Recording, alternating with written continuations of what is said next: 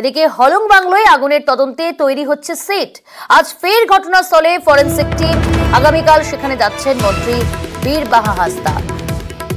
তার আগে এলাকার সরেজমিনে বন দপ্তরের কর্তারা বন বাংলোর করিডোরের আলো থেকেই শর্ট সার্কিট বলেই অনুমান তদন্তকারীদের। আজ ফের ঘটনাস্থলে ফরেনসিক টিম। আমাদের সঙ্গে রয়েছে আমাদের প্রতিনিধি পার্থ। আজ ফের ঘটনাস্থলে পৌঁছবে ফরেনসিক টিম, কখন যাবেন, কি জানতে পারছো?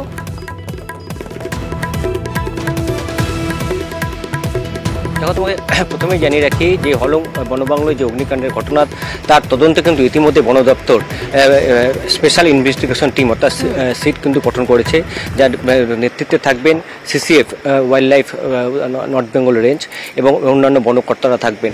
এবং পাশাপাশি গতকালই যেমন ফরেনসিক টিমরা এসছে, যেমন আজও কিন্তু ফরেনসিক টিম আসছে এই ঘটনাস্থলে কিছুক্ষণের মধ্যে হয়তো পৌঁছবে, বা তারা কিন্তু ফের কীভাবে আগুন লেগেছে তার নমুনা সংগ্রহ করবে এবং গোটা বিষয়টি তারা খতিয়ে দেখছে।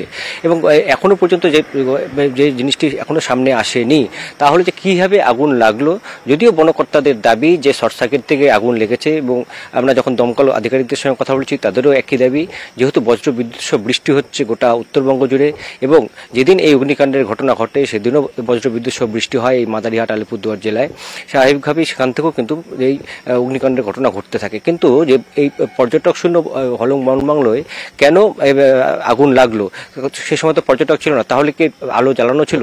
এইসব প্রশ্নগুলি সামনে আসে, বা এসি ব্লাস্ট করলো কিভাবে, এইসব প্রশ্ন কিন্তু সামনে আসে, যার সদুত্তর এখনো বন দপ্তরের পক্ষ থেকে পাওয়া যায়নি। এর এক বনকর্তার সঙ্গে কিছুক্ষণ আগে কথা হলো, তিনি জানালেন যে না, যে গিজার এবং এসির যে মেইন সুইচ তারাই নিয়ন্ত্রণ করে, তবে ব্যালকনিতে এবং করিডোরে কিন্তু আলো জ্বালাতে হয়, সন্ধ্যেবেলা আলো জ্বালানো হয় এবং ভোরবেলা সেই আলো নেভানো হয়। তাহলে এখনো স্পষ্ট না হলে ইতিমধ্যেই ঘটনাস্থলে আজ আবারও যাচ্ছে ফরেনসিক টিম এবং তদন্ত শুরু হয়েছে, থাকবে আমাদের দিকে। আপনার ধন্যবাদ পার্থ।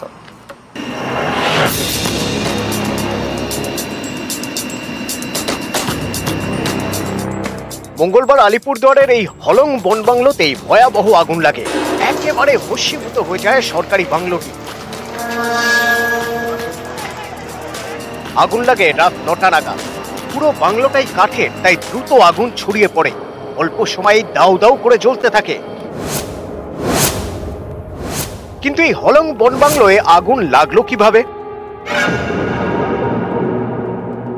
প্রাথমিকভাবে আমাদের মনে হচ্ছে যে থান্ডারস্টর্ম এবং একটা বিদ্যুৎ বিভ্রাট চলছে, তো সেই কারণে শর্ট সার্কিট হয়ে থাকতে পারে। বনকর্মীদের দাবি, তারা যখন আগুন নেভানোর চেষ্টা করছিলেন তখন বাংলোর একটি এসিতে বিস্ফোরণ হয়। শর্ট সার্কিট থেকে আগুন, এটি আপনাদের প্রাইমা ফেসি মনে হচ্ছে। প্রথম যখন আগুন লেগেছিল ওরা ফায়ার এক্সটিংগুইশার দিয়ে যখন চেষ্টা করলো, তারপরে ওরা নিভাতে পারেনি। কিছু মিনিটের মধ্যেই এসিটা ওখানে বাইরের ইউনিটটা বার্স্ট করে আগুনটা আরো বেশি লেগে গেছে। গত 4 দিন যাবত অবিশ্রান্ত বৃষ্টি হয়ে যাচ্ছে। এই সময় ডুয়ার্সের যা ওয়েদার, কম্বল গায়ে দিতে হচ্ছে, সেই জায়গায় এসি কি করে চলছে? আর 16 জুন থেকে সকাল থেকে জঙ্গল বন্ধ 3 মাসের জন্য, 90 দিনের জন্য। সেখানে পর্যটক থাকার কথা না, তাহলে এসি চলবে কেন? না চলে থাকে তাহলে বাস্ট হবে কি করে? অনেক কিছু ইন্ডিকেট করছে যে কিছু না কিছু ওখানে হয়েছে।